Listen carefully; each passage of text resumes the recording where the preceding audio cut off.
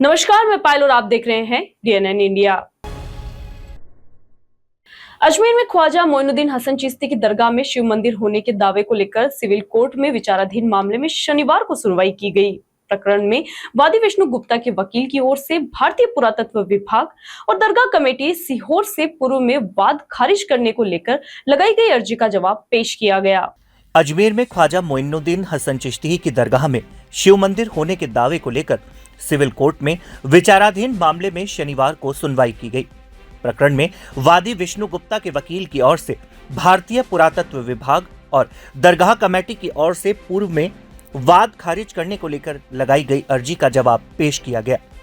Court ने 19 जुलाई को दोनों पक्षों की ओर से लगाई गई अर्जी और जवाब को लेकर अंतिम बहस होगी। इसके बाद कोर्ट अपना निर्णय सुनाएगा कि वाद चलने योग्य है या नहीं। वादी पक्ष ने बताया कि संकट मोचन महादेव मंदिर और अजमेर दरगाह के वाद प्रकरण को लेकर कोर्ट में सुनवाई थी। भारतीय अल्पसंख्यक विभाग और दरगाह कमेटी की ओर से पूर्व में कोर्ट में अर्जी पेश की गई थी, जिसमें हवाला दिया गया था कि प्रतिवादी ने प्रकरण में भारत सरकार को प्रतिवादी नहीं बनाया है। प्रतिवादी पक्ष की ओर से लगाई गई इस अर्जी का जवाब वादी विष्णु गुप्ता की ओर से दिया गया।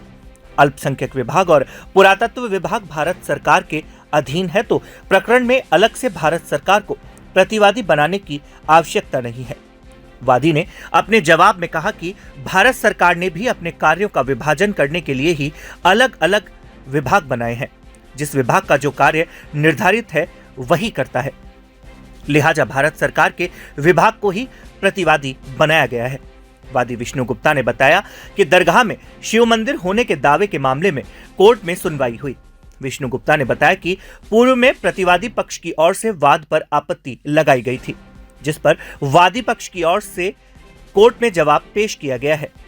7/11 के तहत अर्जी दरगाह कमेटी की ओर से लगाई गई थी, वहीं खारिज की जाए 7/10 के तहत भारतीय पुरातत्व विभाग की ओर से लगाई गई अर्जी को कोर्ट खारिज करे। उन्होंने कहा कि वादी पक्ष को पूरा यकीन है कि प्रतिवादी पक्ष की ओर से लगाई गई दोनों अर्जी को कोर्ट खारिज करेगा। कोर्ट ने अगली सुनवाई आगामी 19 जुलाई को रखी है। वादी पक्ष की ओर से वरिष्ठ वकील कोर्ट में उसी दिन बहस करेंगे। वादी ने कहा कि मुझे पूरी उम्मीद है कि अजमेर दरगाह की सच्चाई दुनिया के सामने आएगी और दूध का दूध पानी का पानी होगा। वादी विष्णु गुप्ता ने दावा किया है कि दरगाह में भी भगवान संकट मोचन महादेव का मंदिर मौजूद है, जो सम्राट पृथ्वीराज चौहान के पूर्वजों की ओर से बनाया गया था। आज संकट मोचन महादेव मंदिर वर्सेज अजमेर दरगाह मामले में अजमेर जिला कोर्ट में माननीय मनमोहन चंदेल जी की अदालत में सुनवाई हुई। लास्ट तारीख पर अल्पसंख्यक मंत्रालय और एएसआई द्वारा आपत्ति दाखिल की गई थी। उस आपत्ति पर आज हमने अपना जवाब दाखिल कर दिया है। जवाब दाखिल करके हमने उस जवाब में मांग किया है कि 7/11 जो दरगाह कमेटी की ओर से लगाई गई थी वो खारिज की जाए और 7/10 जो लगाई गई है वह 2 और 3 की तरफ से वो खारिज की जाए। और हमें उम्मीद है कि इन दोनों की ये पटिशन जो इन्होंने आपत्ति लगाई आपत्ति खारिज होगी।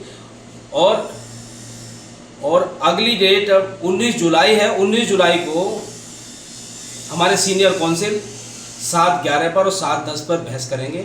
और मैं उम्मीद करता हूं कि ये अजमेर दरगाह की जो सच्चाई है, दूध का दूध और पानी का पानी सामने आएगा कि वहाँ संकट मोचन महादेव मंदिर था, जो कि पृथ्वीराज चौहान के पूर्वजों द्वारा बनवाया गया। आज संकट मोचन वाले प्रकरण के अंदर जो एएसआई ने जो प्रार्थना पत्र गत तारीख पेशी पे लगाया था कि यह दावा लौटा दिया जाए क्योंकि इसमें केंद्रीय सरकार को पार्टी नहीं बनाया है, और उस प्रार्थना पत्र का जवाब संकट मोचन मंदिर की ओर से दिया गया है। बहस के लिए उन्होंने समय लिया है और जो दरगाह कमेटी ने आदेश 7 नियम 11 CPC के तहत दावा खारिज करने का प्रार्थना पत्र पेश किया था, उसकी बहस के लिए भी वादी ने समय लिया है। तो दोनों प्रार्थना पत्र पर वादी के समय पर लेने के कारण ये 19 जुलाई 2024 को बहस हेतु नियत किया गया है। आज एप्लीकेशन दी गई है? एप्लीकेशन नहीं दी गई है। आदेश 7 नियम 10 का जो केंद्रीय सरकार को पक्षकार नहीं बनाया गया है, उस अर्जी का जवाब दिया गया है। वो जवाब वादी ने दिया है। इसके अलावा कोई अर्जी नहीं लगी है। जवाब से उसका अध्ययन होगा जवाब। जवाब के अंदर उन्होंने केवल एक मोटा मोटा ये कहा है कि केंद्र सरकार को पक्षकार बनाना जरूरी नहीं है। बाकी ऐसी कोई विशेष विधिक पहलू को उन्होंने जवाब में नहीं लिया है। और मेरे मत में बिना केंद्र सरकार को पक्षकार बनाए एएसआई के खिलाफ दावा कदापि नहीं चल सकता। अजमेर के सूचना केंद्र के बाहर मगाधिकार ठेले वालों के कब्जे में है। इससे यहाँ अव्यवस्थाएं बढ़ गई है। ठेलों के कारण न केवल यहाँ आवाजाही बाधित हो रही है, बल्कि सफाई व्यवस्था भी पूरी तरह बिगड़ रही है। इससे वाहन चालकों, राहगीरों को काफी परेशानी का सामना करना पड़ रहा है। शाम के समय यहाँ हालत बिल्कुल खराब हो जाते हैं, लेकिन नगर निगम की ओर से कोई सुध नहीं ली जा रही है। साथ ही मार्ग पर ट्रांसमीटर के पास मीटर लगा हुआ है, जो हादसों को बुलावा दे रहा है। नगर निगम में उपायुक्त रहे और वर्तमान में पार्षद गजेंद्र सिंह रलावता ने इसका विरोध जताया है। अजमेर के सूचना केंद्र के बाहर मार्गाधिकार ठेले वालों के कब्जे में है। इससे यहाँ अव्यवस्थाएं बढ़ गई है। ठेले के कारण न केवल यहाँ आवाजाही बाधित हो रही है, बल्कि सफाई व्यवस्था भी बिगड़ रही है। इससे वाहन चालकों, राहगीरों को परेशानी उठानी पड़ रही है। शाम के समय यहाँ के हालात बहुत ज्यादा खराब हो जाते हैं, लेकिन नगर निगम की ओर से कोई सुध नहीं ली जा रही है। साथ ही मार्ग पर ट्रांसमीटर के पास मीटर लगा हुआ है, जो हादसों को बुलावा दे रहा है। नगर निगम में उपायुक्त रहे और वर्तमान में पार्षद गजेंद्र सिंह रलावता ने इसका विरोध जताया है। रलावता ने कहा कि सूचना केंद्र के बाहर फुटपाथ पर शाम के समय ठेलों का जमावड़ा रहता है। यहाँ वेज, नॉनवेज के ठेले लगते हैं। ग्राहक कचरे को इधर उधर फेंक देते हैं, जिससे चारों तरफ गंदगी का आलम रहता है। गाड़ियों की भीड़ लगी रहती है। साथ ही शाम के समय असामाजिक तत्व की भी आवाजाही रहती है, जो किसी न किसी अशांति को बुलावा देती है। रलावता ने बताया कि इस पूरे मामले में नगर निगम की मिली भगत है। साथ ही मार्ग पर ट्रांसमीटर के पास लगा मीटर जमीन पर अनावश्यक अतिक्रमण है। रलावता ने कहा कि इन सब के बारे में संबंधितों को कई बार अवगत करवाया जा चुका है, बावजूद इसके कार्यवाही नहीं हुई। केंद्र जो मुख्य गेट है, गेट के पार जो फुटपाथ बना हुआ है, जो पार्किंग की जगह है, जहाँ गाड़ियाँ पार्क होती है, अमूमन पार्क होने के लिए आवश्यकता के लिए अनुसार बनाया हुआ था। यहाँ स्थिति ये है कि शाम को 6 बजे बाद पूरा का पूरा एक फास्ट फूड का बाजार लग जाता है। कम से कम 15 से 20 ठेले लगते हैं। कई तो नॉनवेज के ठेले हैं और ये चाट पकौड़ियों के इस तरीके से ठेले लगे हुए हैं और इतनी भीड़ हो जाती है। और इस भीड़ के बाद में स्थिति है, आज से 10 एक दिन पूर्व तो पूरा एक दैनिक नवज्योति अखबार में इसकी न्यूज़ भी आई थी कि एक गैस सिलेंडर में आग लग गई थी। और वो तो कोई तकदीर से मान लो उस दिन कोई बड़ी घटना नहीं हुई, नहीं तो यहाँ फिर एक आगजनी की घटना हो सकती थी। इस संबंध में मैंने निगम में कई मरतबा इसकी शिकायत कर चुका हूँ कि यहाँ न्यूसेंस होती है, शाम को गाड़ियों की भीड़ लगी रहती है, लोग दारू वारू पीते हैं, यहाँ पर चाट पकौड़ियाँ खाते हैं। तो इसको तुरंत प्रभाव से, लेकिन आप देखिए, आपके चैनल के माध्यम से मैं कहना चाहूँगा कि इन लोगों का नगर निगम का जो अतिक्रमण दल है, उनसे इतनी सहभागिता है, इतनी मिलीभगत है कि शाम को 6 बजे 5:30 से 6 बजे ये लोग यहाँ आते हैं, है ना। उससे पहले कोई ठेला खड़ा नहीं करेगा। और आज आप देख रहे हैं, आज शनिवार है, तो आज शनिवार इतवार को चूँकि निगम बंद रहता, तो आप देखिए दो ठेले आज भी यहाँ खड़े हैं। अगर आप सोमवार को देखेंगे तो ये दोनों जो फास्ट फूड के ठेले हम आपको नहीं मिलेंगे। तो निगम की पूरी मिलीभगत है। निगम को मैंने ये भी लिखा कि भाई 6 बजे बाद क्यों है, आपकी कार्रवाई का अधिकार दायित्व और निगम का नहीं है क्या? 6 बजे बाद अगर कोई कहीं भी अतिक्रमण करे क्या? सूचना का अधिकार में मैंने पूछा, अभी तक कोई जवाब नहीं दिया है, न इस पर कार्रवाई हुई है। एक इसी ट्रांसफार्मर के यहाँ पे स्थिति भयानक है कि एक मीटर लगा रखा है, जिसमें टाटा पावर ने फर्जी तरीके से बिना कोई कागजों की इसकी जांच किए हुए और यहाँ मीटर दे रखा है। सरकारी भूमि पे, सरकारी जगह में अतिक्रमण को बढ़ावा मिल रहा है। उससे रात को पूरी हॉलोजन की यहाँ लाइटें जलती है। मैंने उस मीटर की टाटा पावर को भी शिकायत करके लिखित में, जो MD हैं अजमेर के, लेकिन उन्होंने आज तक इस पर अभी तक कोई भी कार्रवाई नहीं हुई है। और ये पूरा नाला जो भर जाता है, आप देख रहे हो आज पूरा नाला खुद रहा है। ये जितने भी इनके डिस्पोजल है, ये सब नाले में डाल देते हैं। इससे पूरा नाला अवरुद्ध होता है। बरसात के दिनों पूरी सड़क पे पानी भर जाता है। बड़े भयानक स्थिति है। पता नहीं कब निगम की नींद खुलेगी। प्रॉब्लम क्या है भाई साहब? ये जो अजमेर ये जिला परिषद के आगे से लेके वो गुटलक जो ढाबा है, यहाँ तक पूरे के पूरे शाम को ठेले लग जाते हैं। और यहाँ पे जो भी सारा कचरा होता है, खिलौने, पत्तल, दारू की बोतलें, सब इस नाले में डाल देते हैं। और ये नाला रहता है हमेशा जाम। वो फिर जब बरसात होती है तो सारा पानी आ जाता है रोड के ऊपर। जो दुकानों को, चलने फिरने वालों को, इधर हॉस्पिटल वालों, जाने वालों को, सबको दिक्कत आती है। और जिसमें बहुत ज़्यादा परेशानी है। और ये देख रहा हूँ, आगे 5-10 फुट गहरा नाला है, बाकी 1 फुट खाली रहता है। ये बाकी सब मट्टी में और कचरे में भर जाता है। ये अजय जी है नगर निगम से, ये हमारा काफ़ी सपोर्ट करते हैं। बाकी अब ये भी क्या करें, 5-6 फुट कचरा भरने के बाद में ये कहाँ तक सपोर्ट करेंगे। ये ठेले वाले क्या शनिवार रविवार को ज़्यादा ठेले लगाते हैं? बिल्कुल चलने को जगह नहीं रहती है, और अभी हम यहाँ पे खड़े नहीं हो सकते, वैसा पूरा रोड सड़ रहा है, बदबू मार रहा है पूरा का पूरा। अभी क्या पानी भी नहीं निकासी हो रहा है? पूरे पानी की निकासी है ही नहीं, सारी बंद है। क्या कारण है? ये जाम हो रखा है, यहाँ पे कचरा डाल डाल के बंद कर रखा है इसको। जेसीबी कितने टाइम से लगी हुई है यहाँ ये सुबह से लगी हुई है, 4 घंटे हो गए जेसीबी को। पर? निगम वाले ठेकेदार जमादार को आए क्या मौके पे? नगर निगम का आदमी है अजय जी, और जेसीबी उन्हीं की है, नगर निगम की। क्या लापरवाही मानते हो आप इसमें? बिल्कुल लापरवाही है, प्रशासन की पूरी लापरवाही है। वो जिसमें सबसे वीआईपी आदमी यहीं से निकलता, बाकी यहीं सबसे ज़्यादा गंदगी, बिल्कुल ये गंदगी है यहाँ पे। अजमेर के चाचावास स्थित आत्रे आयुर्वेद एवं पंचकर्म चिकित्सालय पूरे देश के लोगों को आयुर्वेद से अवगत करवाने का भरसक प्रयास कर रही है। 2021 में नोएडा में आयोजित शिविर से लोग अभी तक आत्रे आयुर्वेद चिकित्सालय से जुड़े हैं। लोग लगातार आत्रे हॉस्पिटल से जुड़कर आयुर्वेद की सुविधाओं का लाभ ले रहे हैं।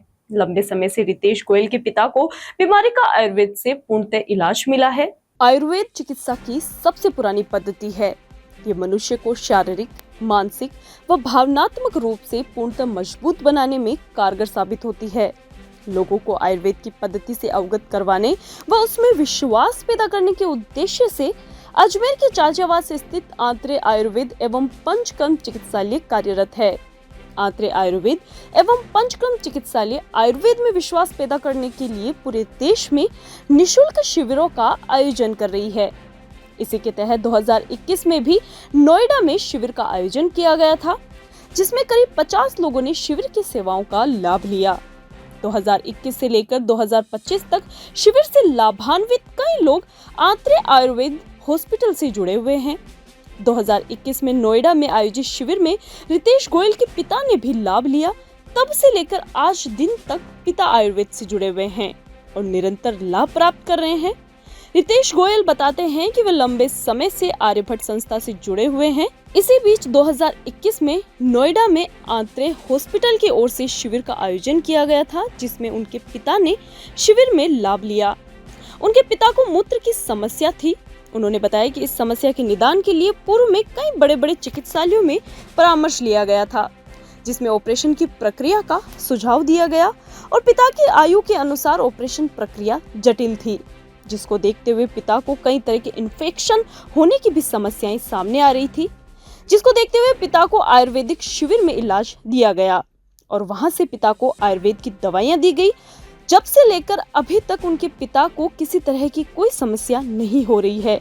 उनके पिता पूरी तरह स्वस्थ हैं। रितेश के पिता की समस्या के निदान के बाद उनके रिश्तेदार व उस क्षेत्र के कई लोग आयुर्वेद की पद्धति को अपना रहे हैं। रितेश ने कहा कि सभी को आयुर्वेद की ओर रुख करना चाहिए, क्योंकि आयुर्वेद की कोई साइड इफेक्ट नहीं है।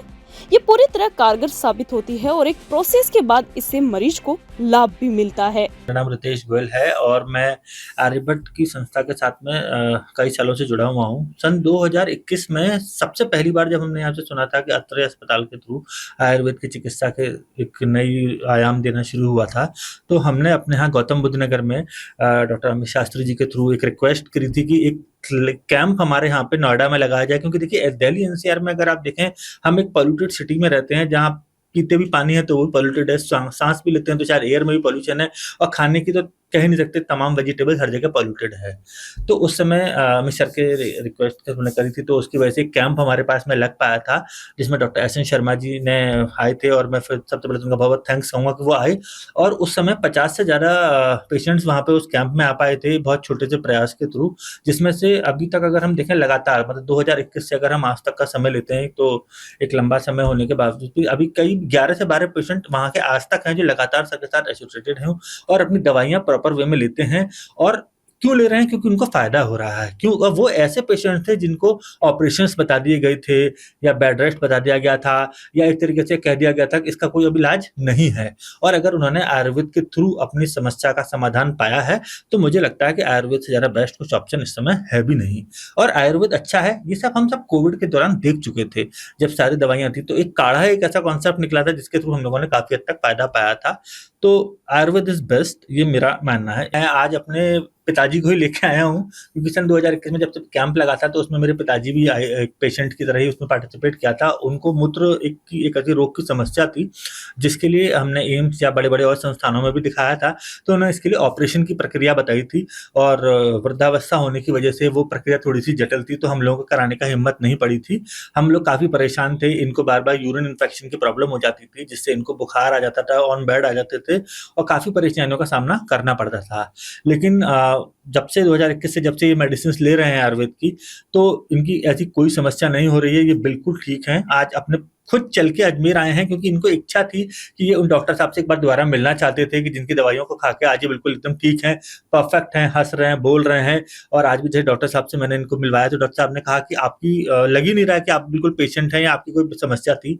तो आज विनोद हरी गोविल जी, जो एक राष्ट्रपति पुरस्कार विजेता भी हैं, उत्तर प्रदेश सरकार में इंजीनियर रह चुके हैं और सेवानिवृत्त हो चुके हैं अपने पद से, काफ़ी फ़ायदेमंद महसूस कर रहे हैं अत्रे दवाई से। और आज भी सर डॉक्टर साहब को जैसे दिखाया तो उन्होंने कहा कि किसी तरह की दवाइयों को चेंज करने की नीड नहीं है, बल्कि अब काफ़ी दवाइयाँ कम भी हो गई हैं। पहले जैसे कि 3-4 दवाइयाँ लेनी पड़ रही थी, अब वो दवाइयों की संख्या इनकी कम हो गई है, इनको लगातार लाभ मिल रहा है। मेरे साथ आज विनोद हरी गोविल जी आए हुए हैं, साथ में हमारे साथ में गौतम बुद्ध नगर के डिस्ट्रिक्ट एम्प्लॉयमेंट के senior technical officer Shri Narendra Singh Yadav ji भी आए हैं। उनकी भी कुछ समस्याएं थी, उन्होंने मुझसे जब सुना और तारीफ सुनी तो उनसे भी नहीं रहा गया और आज हम मेरे साथ वो भी आए हैं, तो मैं उनका भी थैंक्स कहना चाहता हूँ कि उन्होंने मुझ पर भरोसा रखा और हॉस्पिटल पर भी भरोसा रखा, क्योंकि ये एक पहल थी। भाई मैंने वहाँ बुलाया था, मेरे से थ्रू लोग और जुड़ते चले गए, एक कारवां मैं बढ़ता जा रहा है और मैं तो चाहूंगा कि कारवां बढ़ता रहे, क्योंकि आयुर्वेद से ज़्यादा बेस्ट ऑप्शन नहीं दिखता। क्योंकि आयुर्वेद एक ऐसा इलाज है जिसमें कोई बुराई नहीं है, नुकसान नहीं होगा। आप दवाएं खाएंगे,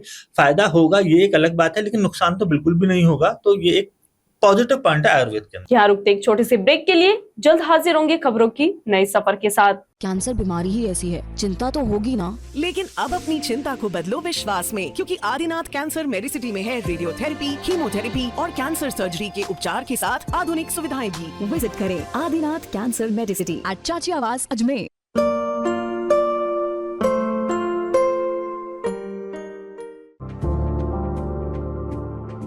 Excited? Holidays will be very boring for me.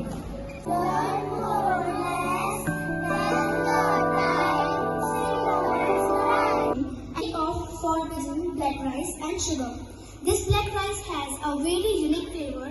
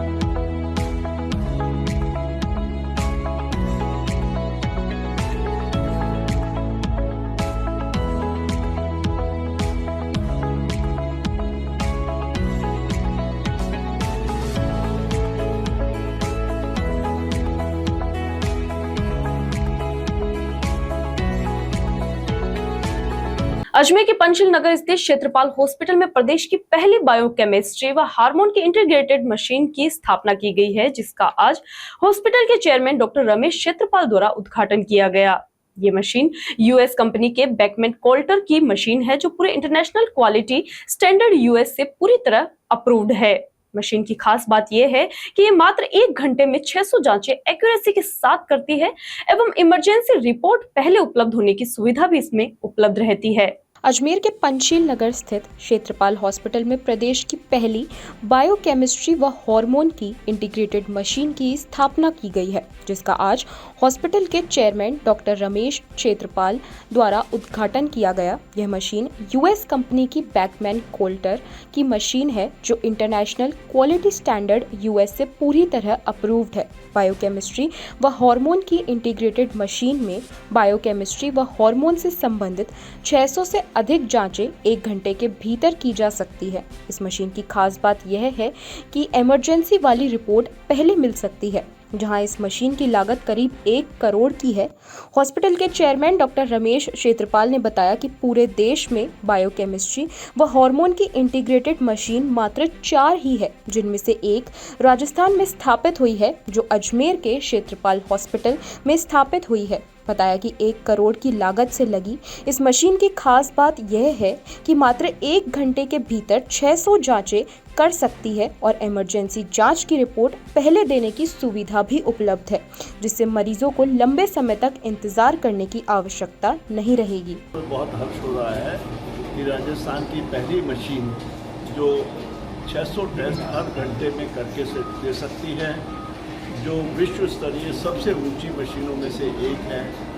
और इस पे एक जो ख़ास बात है कि कभी भी कोई इमरजेंसी में टेस्ट लगे हुए टेस्ट है और कोई इमरजेंसी आ जाती है तो उसके अंदर उसमें डाला जा सकता है। उस टेस्ट को लाइन में खड़े होने की ज़रूरत नहीं है कि वो आधे घंटे बाद नंबर आएगा या फिर 5 मिनट बाद आएगा, उसको इमीडिएटली कर सकते हैं। और जैसा मुझे उन्होंने बताया है कि ये भारतवर्ष में टोटली 4 मशीनें हैं और राजस्थान में ये पहली बार बनी है, जिससे यहाँ की पब्लिक को बहुत ज़्यादा फ़ायदा होगा और टेस्ट की एक्यूरेसी अच्छी होगी और विश्व स्तरीय रिपोर्टें हमारे अस्पताल से निकल करके लोगों को मिलेंगी, जिससे मेरे डॉक्टर अच्छी तरह इलाज कर सकेंगे और मरीज़ को इसका बहुत फ़ायदा होगा। ये क्षेत्रपाल हॉस्पिटल में आज बायोकेमिस्ट्री और हार्मोन की इंटीग्रेटेड मशीन इंस्टॉल की गई है, इसका इनॉग्रेशन किया गया है। ये राजस्थान की पहली मशीन है और USFDA अप्रूव्ड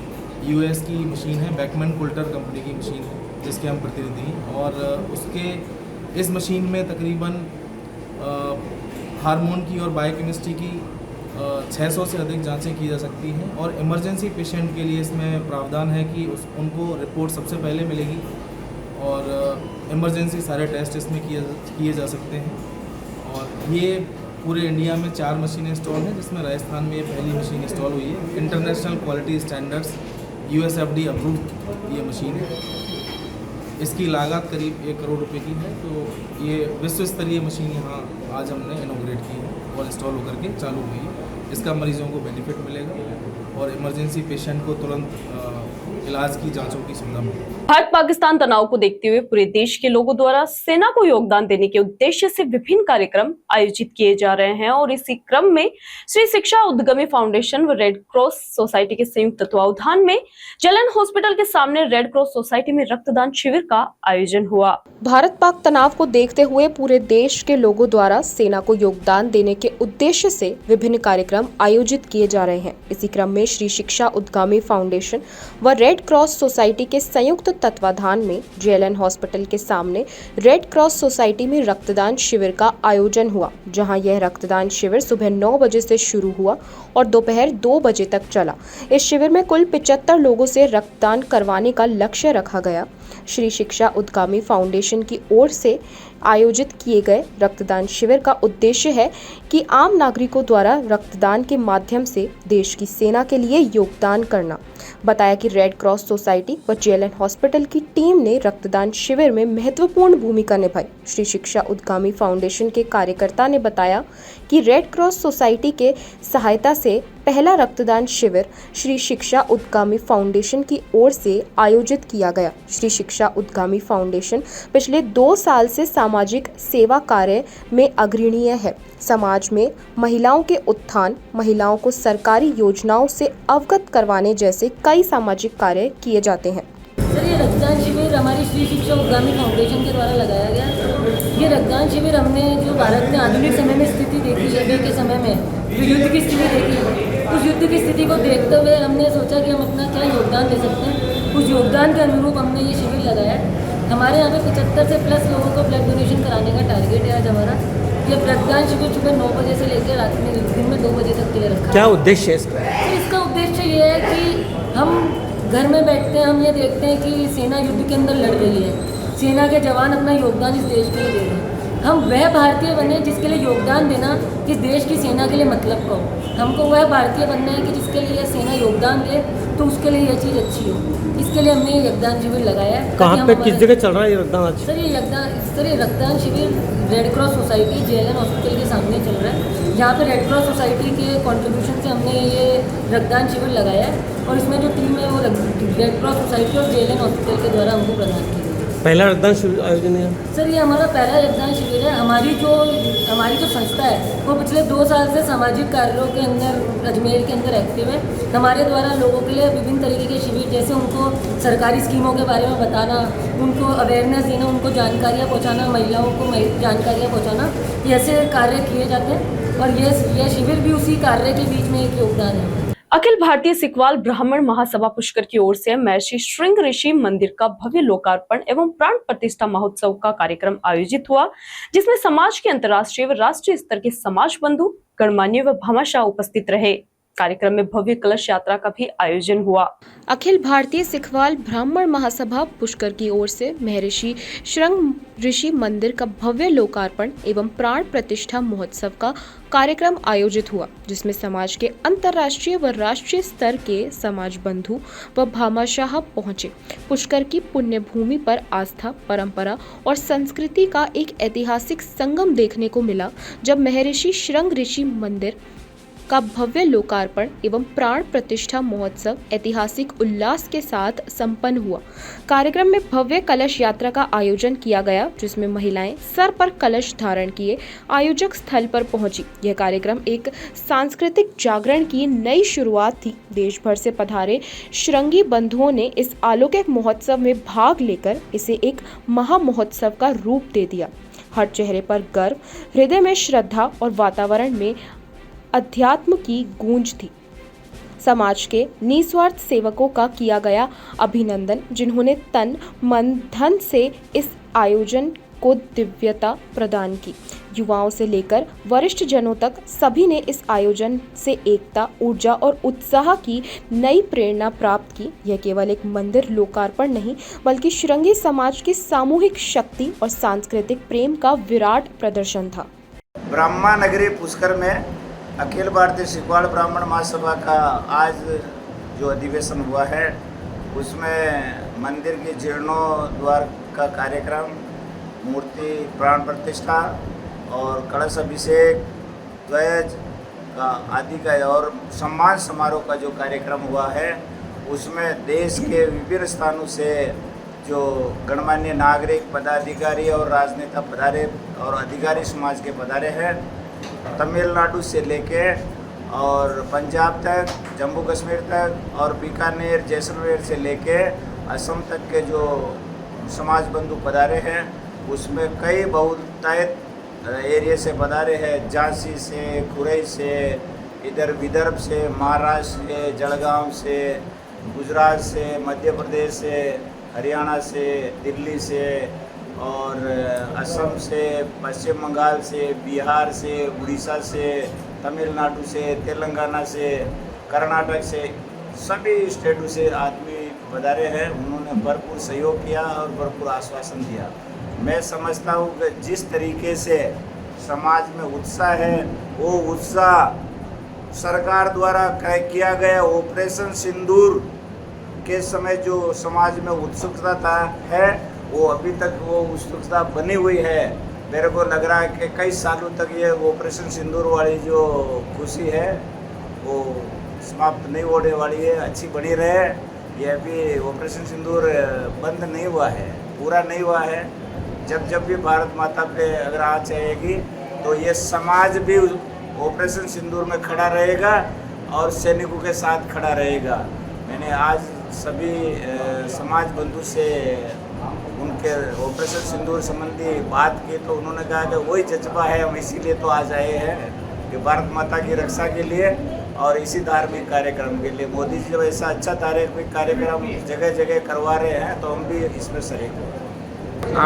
आज अखिल भारतीय सिखवाल महासभा का राष्ट्रीय स्तरीय प्रोग्राम और लोकार्पण समारोह है और इस समारोह के अंदर देश के अन्य कोनों से और विदेशों से भी लोग यहाँ पधारे हैं। सिखवाल समाज की एकता के एक मिसाल के तौर पे कार्यक्रम आयोजित किया जा रहा है। बहुत ही भव्य और दिव्य कार्यक्रम यहाँ आयोजित हो रहा है और मैं इस कार्यक्रम के माध्यम से संपूर्ण सिखवाल समाज से आह्वान करता हूँ कि वो समय आ गया जब आप एक हो जाएं और इस लोकतंत्र में उसी की जीत है जो एक होता है और एक साथ जीता है, एक साथ मरता है। तो सिखवाल समाज को मैं सबसे प्रार्थना करता हूँ सब एकता का परिचय दें और इस समाज को आगे बढ़ाने के लिए आप प्रयास मैं समाज के इस कार्यक्रम में आकर मैं बहुत ही गौरवान्वित अनुभव कर रही हूँ। हमारे लिए गौरव का क्षण है कि हम यहाँ पे हमारी धर्मशाला में हमारे भाई अखिल भारतीय सिखवाल ब्राह्मण समाज की, तो उसके लिए सबसे पहले तो कार्यकारिणी के सभी सम्माननीय पदाधिकारी गण को धन्यवाद देना चाहूँगी और उसके साथ साथ सबसे बड़ा साधुवाद देना चाहूँगी हमारे भामाशाहों को और समाज जनों का मैं पुनः यहाँ पे वंदन करती हूँ और धन्यवाद। मैं भी यहाँ आई हूँ, मुझे बहुत अच्छा लगा है और यहाँ से मैं कुछ सीख कर ही जाऊँगी। धन्यवाद। आज अखिल भारतीय सिखवाल ब्राह्मण महासभा पुष्कर हमारा जो नवनिर्मित श्री ऋषि मंदिर और भवन है समारोह में भारत देश हर जगह से सुखवाल बंधु यहाँ आ रहे हैं और और उत्कृष्ट कार्यक्रम का यहाँ आयोजन। मैं सभी सुखवाल बंधुओं को जो पूरे सभी को पधारने पर बहुत बहुत उनका और बहुत बहुत धन्यवाद ज्ञापित करता हूँ। महाराज के सानिध्य में आज जो पुष्कर में आयोजन किया गया निश्चित रूप से समाज को प्रेरणा देने वाला आयोजन है और जिस प्रकार से यहाँ पर लोगों की जो भीड़ जो उत्साह लोगों में दिखाई दिया वो निश्चित रूप से आगे समाज को आगे ले जाने में बहुत सहायक होगा। हम उनको हेतमल जी को और पूरी टीम को बहुत बहुत बधाई देते हैं। खबरों के सफर में अभी सिर्फ इतना ही, फिर हाजिर होंगे खबरों के नए सफर के साथ। तब तक के लिए दीजिए इजाजत। नमस्कार।